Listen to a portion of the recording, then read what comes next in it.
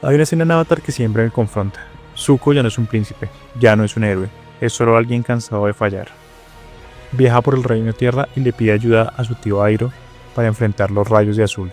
Su tío Airo no le enseña fuerza, le enseña equilibrio.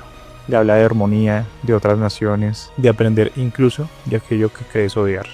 Zuko aprende la técnica y se siente capaz de hacerlo. Entonces pide a Airo que le lance un rayo. Airo, obvio, se niega, le dice que es demasiado peligroso, que espera que jamás tenga que usarla.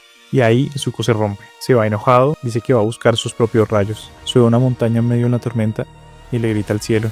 Le pide que le lance rayos, que le dé con todo lo que tiene. Le reclama por nunca haber sido misericordioso con él. Se refiere a la vida, a su historia. Y esta escena duele, porque no es solo ira.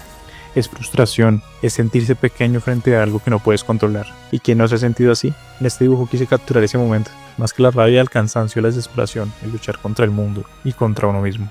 ¿Qué les parece?